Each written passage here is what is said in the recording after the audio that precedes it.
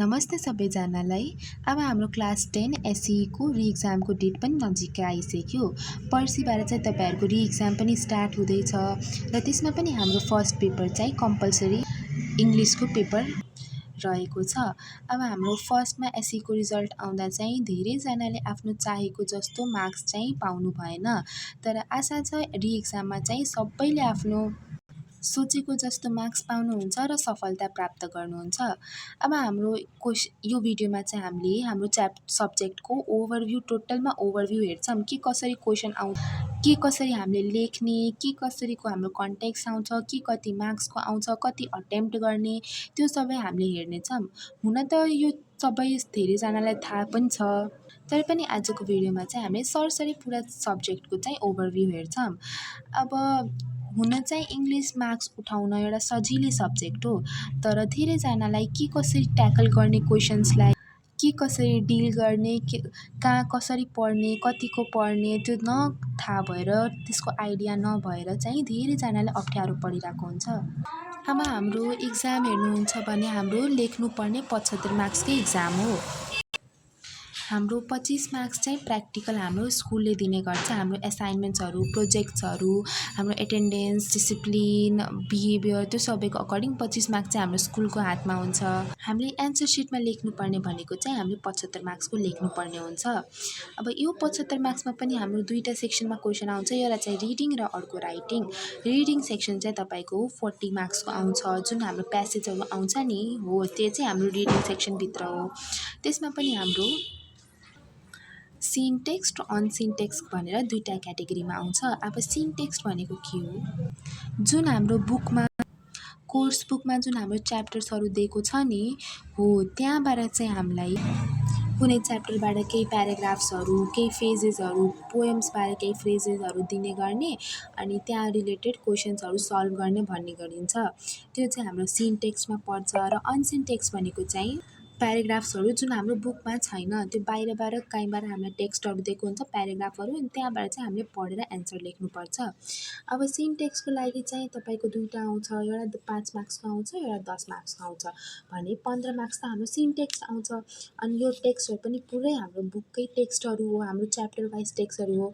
अब धेरैजनाले चाहिँ च्याप्टरको आइडिया होला, तर कतिजनालाई चाहिँ सबै च्याप्टरको आइडिया हुँदैन, किनभने च्याप्टर पनि त धेरै हुन्छ नि। अब सबै च्याप्टरको पुरा कन्सेप्ट चाहिँ सबैजनालाई याद हुँदैन। अब मैले सजेस्ट गर्छु के गर्नु तपाईँहरूले भन्दा सबै च्याप्टरको चाहिँ समरी याद पढेर जानु। अब समरी कसरी पढ्ने भन्दा युट्युबहरूमा पनि धेरै समरिजहरू छ च्याप्टर वाइज।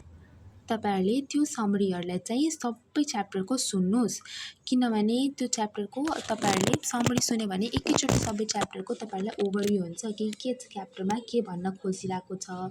त्यसरी थाहा भएपछि चाहिँ अब तपाईँहरूले प्र्याक्टिस जुन तपाईँहरूको सेट बुकहरू छ त्यहाँको क्वेसनहरू गर्नुहुन्छ भने अवश्य तपाईँहरूले धेरै क्वेसन मिलाउन सक्नुहुन्छ, किनभने समरी सुन्दा चाहिँ पुरा च्याप्टरकै ओभरभ्यू आउँछ नि त, यो च्याप्टरमा के भन्न खोजिरहेछ, के कसरी गर्न खोजिरहेछ। सो इफ तपाईँहरूले च्याप्टरहरू 1 by 1 पुरा पढ्न भ्याउनु हुँदैन भने च्याप्टर वाइज चाहिँ समरी चाहिँ पक्कै सबै बुकको च्याप्टरको पढेर जानु होला। अब यहाँ चाहिँ 1 कम्प्रिहेन्सन क्वेसन, 2 कम्प्रिहेन्सन क्वेसन, यो भनेको के हो। अब हाम्रो क्वेसन्सहरू आउँछ नि, फिल इन द ब्ल्याङ्क्स कहिले आउँछ, कहिले एन्सर द फलोइङ क्वेसन, कहिले चुज द करेक्ट अप्सन, कहिले म्याच द फलोइङ हो। त्यही क्याटेगोरीहरूबाट 1 कम्प्रिहेन्सन क्वेसन भनेको त्यो क्याटेगोरीबाट कुनै एउटा टाइपको क्वेसन आउँछ। कहिले फिल इन द ब्ल्याङ्क्स मात्र आउने, कहिले एन्सर द फलोइङ क्वेसनको क्वेसन्सहरू आउने, कहिले चुज द करेक्ट भएको क्वेसन्सहरू आउने, एउटा मात्र आउँछ तपाईँको सिन टेक्स्टको 5 मार्क्समा। त्यसै गरी 10 मार्क्समा चाहिँ कुनै दुईवटा क्याटेगोरीबाट आउँछ, लाइक फिल इन द ब्ल्याङ्क्सबाट होस्, नभए match the following, true false, answer the following question, कुनै दुईवटा क्याटेगोरीबाट क्वेसन्स आउँछ। त्यसै गरी 3 कम्प्रिहेन्सन क्वेसन भनेको चाहिँ 3वटा क्याटेगोरी क्वेसन आउँछ। अब सिन त हाम्रो 15 मार्क्सको आउँछ, त्यो जुन हाम्रो बुकको च्याप्टर वाइज हो, अनि त्यसको लागि समरीहरू मजाले सबैको पढेर जानु होला एटलिस्ट। अब अनसिन भनेको चाहिँ हामीले नदेखेको टेक्स्टहरू, हाम्रो कोर्स बुकमा छैन त्यो टेक्स्टहरू। अब यसको लागि यहाँबाट आउने क्वेसनहरूको एन्सरहरू पनि त्यही प्याराग्राफमै हुन्छ।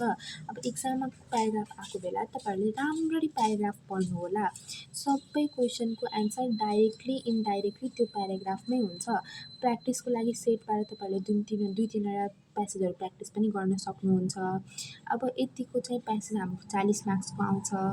तपाईँले यहीँबाट राम्ररी अटेम्प्ट गर्नुहुन्छ भने तपाईँको पास मार्क्सभन्दा बढी रिडिङ सेक्सनबाटै आउन सकिन्छ। अब हाम्रो राइटिङ सेक्सनतिर लाग्दा राइटिङ सेक्सन पनि हाम्रो 35 मार्क्सको आउँछ। 35 मार्क्समा तपाईँहरूको guided writing, free writing, grammar सेक्सनबाट आउने गर्छ। अब हाम्रो गाइडेड राइटिङ भनेको के हो, के कस्तो क्वेसन आउँछ भन्दा जुन हाम्रो रेसिपी, एडभर्टाइजमेन्टहरू, नोटिस लेख्न, सेट अफ रुल्स लेख्न, अनि तपाईँहरूको न्युज स्टोरी लेख्ने, कन्डोलेन्स लेख्ने, invitation letter, thank you letter, बायोग्राफीहरू लेख्ने क्वेसन्सहरू आउँछ नि हो, त्यहाँबाट कुनै दुईवटा क्वेसन आउँछ तपाईँलाई 5-5 मार्क्सको, त्यो चाहिँ हाम्रो गाइडेड राइटिङ हुन्छ। अनि फ्री राइटिङ भनेको चाहिँ हाम्रो दुईवटा आउने, एउटा 6 मार्क्सको एउटा 8 मार्क्सको। अब 6 मार्क्समा पनि तपाईँहरूलाई प्याराग्राफ लेख्न, नत्र लिभ एप्लिकेसन, जब एप्लिकेसन, नत्र डायलग, यी चारवटाबाट चाहिँ कुनै एउटा आउँछ तपाईँको 6 मार्क्समा। अनि 8 मार्क्समा पनि तपाईँहरूको लेटर लेख्ने, अनि त्यसपछि एसे लेख्ने, अनि न्युज पेपर आर्टिकल, नत्र बुक रिभ्यू, फिल्म रिभ्यू, यो चारवटाबाट चाहिँ कुनै एउटा क्वेसन 8 मार्क्समा आउँछ तपाईँहरूको। अनि त्यसै गरी ग्रामर सेक्सन पनि हाम्रो 11 मार्क्सको आउँछ। त्यसमा चाहिँ हाम्रो 6 मार्क्सको ट्रान्सफर्मेसन र 10 मार्क्सको मल्टिपल चोइसमा आउँछ। अब ट्रान्सफर्मेसनमा चाहिँ हाम्रो त्यो सेन्टेन्सहरू दिन्छ, अनि त्यसलाई प्यासिभमा कन्भर्ट गर्नु, सिम्पल टेन्समा कन्भर्ट गर्नु, सिम्पल पर्फेक्ट टेन्समा कन्भर्ट गर्नु, त्यस्तो क्वेसनहरू कन्भर्जनको त्यस्तो क्वेसन चाहिँ तपाईँको ट्रान्सफर्मेसनमा आउँछ।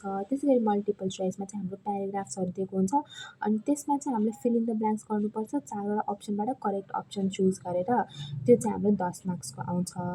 यसरी गरी चाहिँ हाम्रो इक्जाममा क्वेसन आउने गर्छ। अनि मैले एउटा कुरा सजेस्ट गर्छु तपाईँहरूलाई कि तपाईँहरूले इक्जाममा क्वेसन चाहिँ कहिले नछोड्नु, क्वेसन चाहिँ सबै अटेम्प्ट गर्नु तपाईँहरूले। अब सबैजनालाई पुरा 100मा 100वटा क्वेसन त आउँदैन, त्यो अलिक गाह्रै हुन्छ। तर पनि कुनै क्वेसन आइरहेको छैन तपाईँहरूलाई, तर पनि त्यो क्वेसनको 1% पनि केही आइडिया छ नि तपाईँहरूलाई भने त्यही आइडिया लेख्नु तपाईँहरूले, तर क्वेसन चाहिँ नछोड्नु।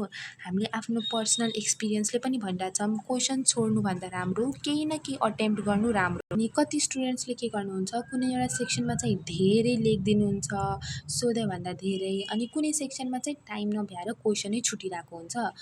सो मार्क्स हेरेर चाहिँ अन्दाजले लेख्नु, कि कुनैमा 2 लाइन कम लेख्नु, तर अटेम्प्ट चाहिँ सबै क्वेसन गर्नु। कुनै क्वेसन तपाईँहरूको एन्सर सिटमा नछुटोस् यसको ट्राई गर्नु होला तपाईँहरूले। 1% थाहा छ, 2% थाहा छ, तर त्यति पनि चाहिँ लेख्नु होला। अब आजको भिडियोमा चाहिँ हामीले सबै च्याप्टर ओभरभ्यू र मार्क्सहरू हेऱ्यौँ। अनि आशा छ तपाईँहरूलाई भिडियो मन पर्यो होला। इफ हाम्रो भिडियो मन परेकोमा हाम्रो च्यानललाई सब्सक्राइब गरिदिनु होला र भिडियोलाई लाइक र सेयर गरिदिनु होला। अनि हामीले अगाडि पनि यसरी नै इम्पोर्टेन्ट टपिक्सहरू, अनि त्यो टपिकमा के कसरी एन्सरहरू लेख्ने, फ्री राइटिङ कसरी लेख्ने, गाइडेड राइटिङहरू कसरी लेख्ने, त्यसको भिडियोजहरू पनि छिटो च्यानलमा लिएर आउँछौँ। सो होप गर्छौँ कि तपाईँलाई त्यो सबै भिडियोजले हेल्प गर्छ, अनि तपाईँहरू सबैजनाको इक्जाम राम्रो होस्। Thank you everyone.